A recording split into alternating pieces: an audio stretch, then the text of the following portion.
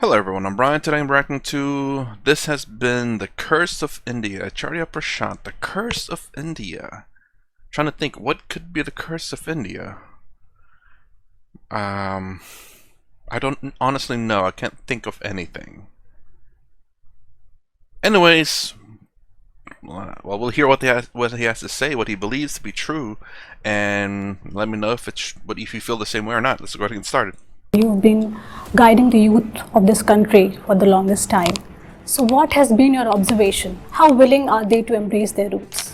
It's always a pleasure speaking to the youth. They do not hesitate to speak their mind. So it becomes easier to have a dialogue. So, you do feel that they are well prepared to take on the challenges of the coming times? The mission that we have espoused aims to have more individuals who can live life freely, boldly, delightfully. You've been Oops, sorry. Let me. He said that young people are emboldened or to speak their truths. I'd say that's a good thing. To speak your mind, speak your thoughts, but at the same time, you must be open and receptive to other people's thoughts as well. Being able to speak your mind doesn't really mean too much if you don't also listen, because this is kind of I guess this is kind of what I noticed in America. I will say, I'm sure it's in developed worlds, but I really, because I pay attention to a little bit more of American politics, is that people have no problem speaking their mind, but seems to have a problem listening to the other end, or just listening in general. They'll only listen if they like what they hear, then they'll listen. But the speaking their mind, not a problem. Hearing, big problem. So I think it's great that people can speak their mind, but I think it's even better if you can also listen to what other people's opinions are. guiding the youth of this country for the longest time. So, what has been your observation about the youth of India? How willing are they to embrace their roots? They are quite willing in the sense that they appear less prejudiced and encumbered with the ideologies and moorings of the past. They are also more straightforward, display lesser duplicity probably compared to the previous generations. They do not hesitate to speak their mind. So it becomes easier to have a dialogue. And where a dialogue is possible, their solutions emerge more easily. Agree. When there's dialogue, absolutely. Dialogue generally, hopefully, means both ways now, not just a single, not one-way dialogue, obviously. But yes, whenever we can talk and come to a more, how do I say, middle ground conclusion, middle ground solution, I think the better off. But or just whatever the best solution may be. That could be one way or another or in the middle. So that's the thing that gives me hope with respect to the youth of today. However, there is one aspect of their value system that makes it a bit problematic, and that is that they have been taught to back themselves, believe in themselves, have confidence no matter what, and that sometimes becomes an obstacle in the path of open and honest inquiry. If you believe that you already know a lot, then the urge to inquire diminishes. Okay. And if you feel too confident of your views and opinions, then your ability to listen suffers. Yes. So that's the Yes. problem that we face. But all in all, it's always a pleasure speaking to the youth. In fact, given a chance, I would probably prefer the youth over the aged and the middle-aged. So the kind of energy that a young person carries, and the fact that he or she has a life to live, and the spark in their eyes when they come upon something new, that always makes it a delight to converse with them. So you do feel that they are well prepared to take on the challenges of the coming times? No, that's a very general statement. I can't say they are well prepared, can't say they are not well prepared. It will vary from person to person. So some of them will meet life and rise to its challenges very nicely, very competently. Unfortunately, there would be some who would fall by the wayside. The mission that we have espoused aims to have more individuals who can live life freely, boldly, delightfully. What do you mean when you say live life more freely, more delightfully, more unencumbered? You have to see what is the nature of our bondages, because the word freedom has any meaning only in context of bondages.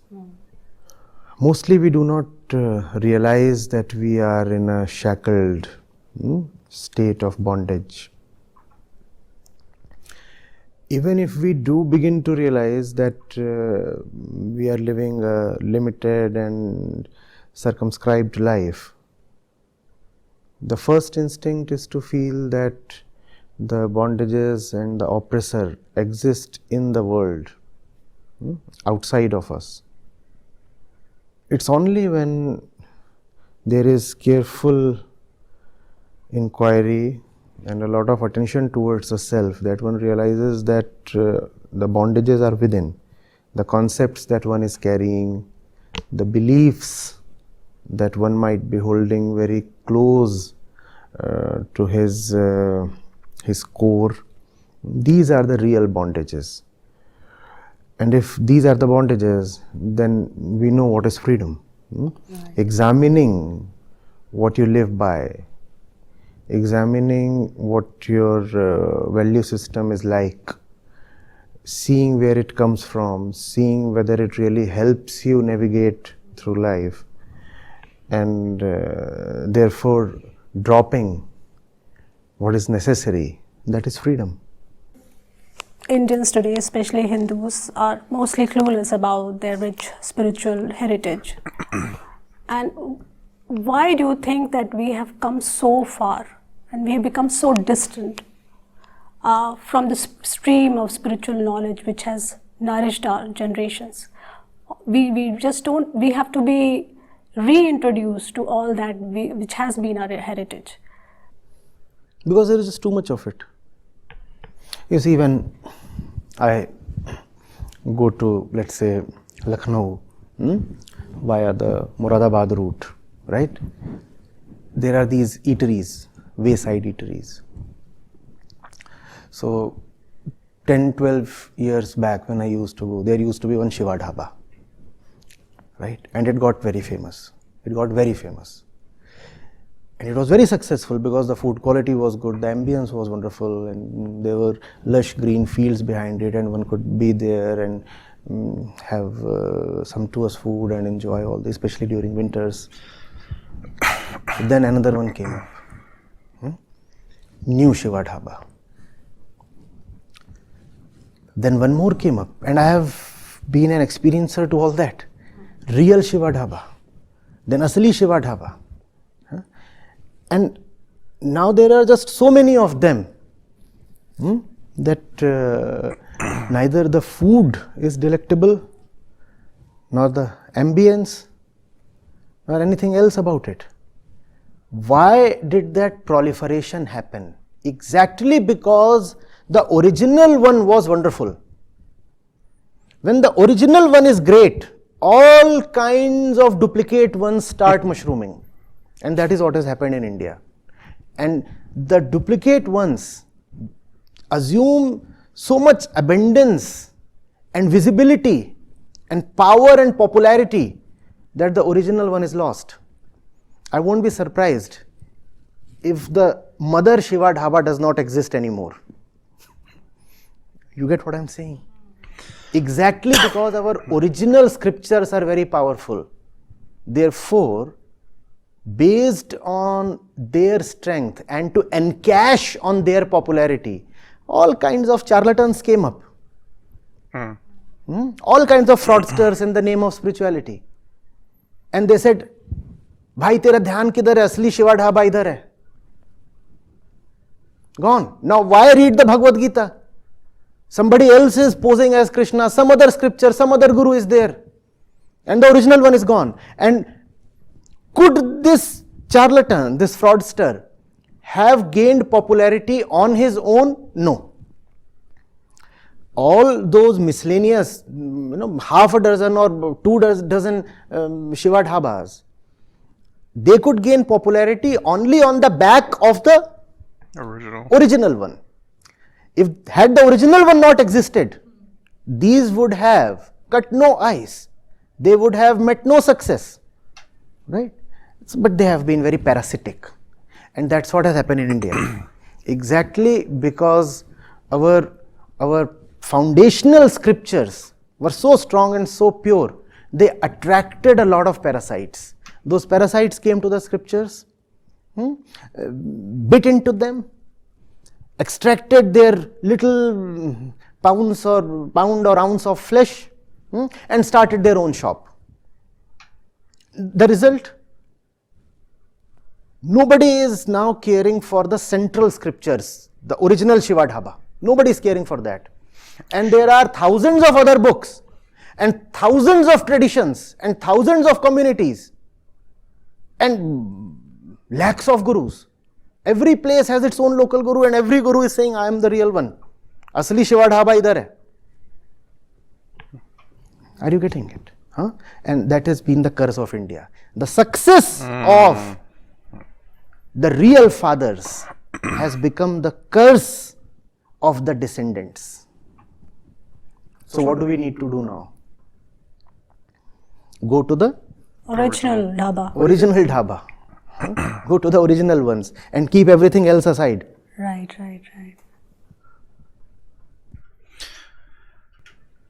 Okay.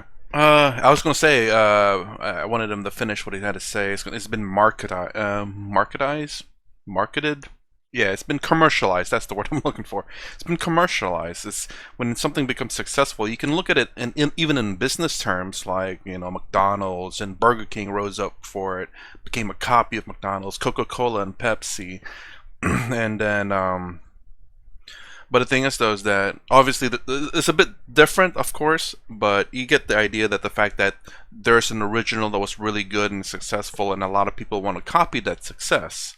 And obviously they can't copy Coca-Cola's original formula, so they make their own. So the original gets diluted down or gets changed as people copy it because they don't know the original scriptures or the original recipe, the original scriptures of Coca-Cola, the original recipes of Coca-Cola, or even KFC and all that. But the question goes then to ask, like, okay, there's the original. How do you spread the word?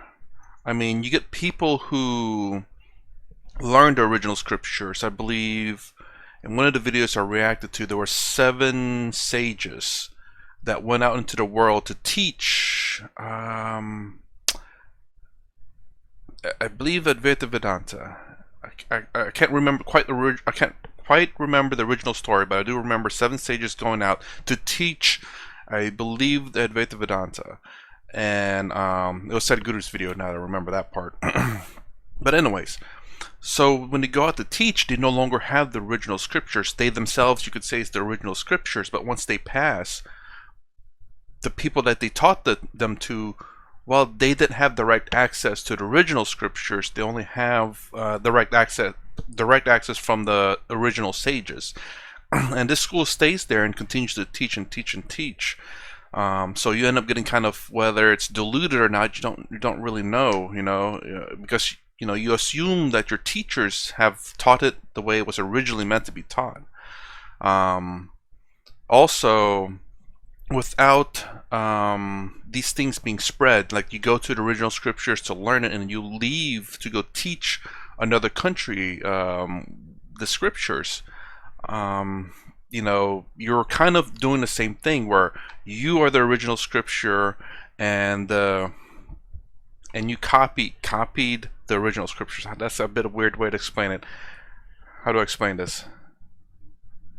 Anyways, this is, for example, for me. Let me rephrase it. I'm sorry. I'm trying to think on the spot here.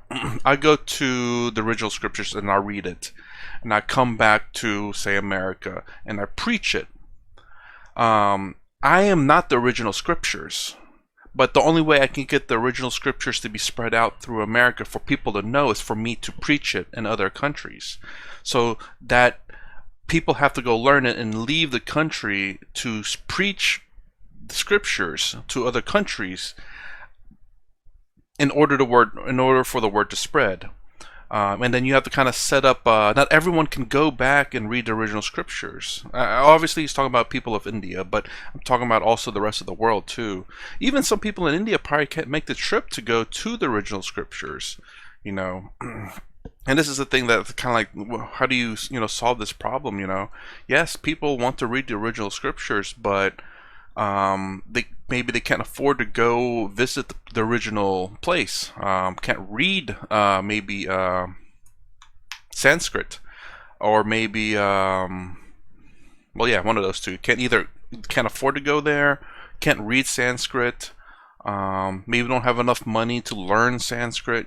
Things cost money nowadays, and you kind of depend on people to read the original scriptures and translate that. For people who, 1, cannot travel over there, 2, who can't read Sanskrit, 3, who don't know anything about it. And this is kind of where the copies come from.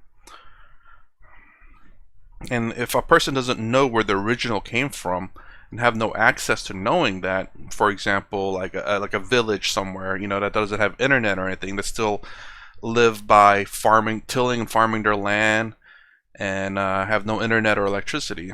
There's still places out there like that. They don't know what the original scriptures are. They can only go based on what someone says. But I get what he's trying to say. But I'm just wondering what the solution for these problems are, because these are very much real problems that people have. Can't afford to go there. Can't read Sanskrit, or whatever else may be the issue. Affording is being probably one of the bigger ones. And don't get me wrong, even if you can afford it, if you can't read Sanskrit or what the original text is, whatever language that may be, which I think is Sanskrit, it's not going to help you either way. It takes a while to learn a language, much less if the language itself is complicated. Then also you have to understand the context probably of the scriptures as well during the times it was written, and see if there's any maybe contextual knowledge that needs to be known. And what I mean by that is, I guess, it's like, what does it relate to what it's trying to teach, I suppose.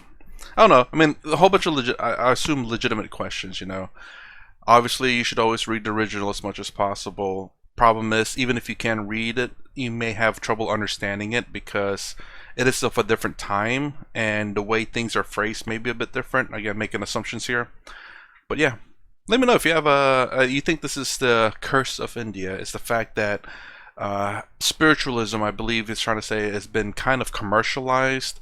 There's so much of it out there. There's so many, like you're saying, gurus, swamis that are all fake, that are trying to say that they're the real one. That because of this taint, that a lot of people are not being spiritual anymore because they see these fake gurus or swamis or teachers or whatever they are, that are kind of tarnishing the name of whatever it is they're trying to preach, whether it be Buddhism, Advaita Vedanta, Christianity, or whatever it may be. You know, they're just there to make the money because the original was doing so good. And the intent of the original is, of course, to be pure, but these guys, their intent may be pure, maybe trying to make some money. Anyways, that's my reaction to this. Has been the Curse of India. I'm trying to think, is this a curse for everything else too? It just happens that way. Where there's, I think so actually. There's a lot of, I look at this as charities as well, and even, sorry, I was going to end it there, but I'm sorry, something came up. Even businesses, you know, people, this massive corporations, McDonald's, KFC, Walmart, all these things. Well, I'll just point out the West for now, not the East. But you know, they start off with like humble startings. You know, a person, one store had a dream to be the very best. You know, sell good products, be good customer service. But then once you start expanding, once you get a lot more people come in, and you can only handle so many people, like a guru or swami Pari at the time could only teach so many before the class becomes full, that you can't get any more people, and people want it. So another guru or swami will come up and do the same thing. And this is where you get that expansion. It's like, huh, they make a lot of money. Maybe I can be a guru or swami and get some money this way and just teach. But yeah, I mean, I think it just ends up being that way. It kind of sucks when you become so big and so popular. Obviously, there's going to be bad faith people out there who will try to take advantage of the vulnerable. Anyways, okay, I will end it right there. If you like my content, please consider subscribing, thumbs up, thumbs down below. Thanks for watching. I'll see you in the next vid.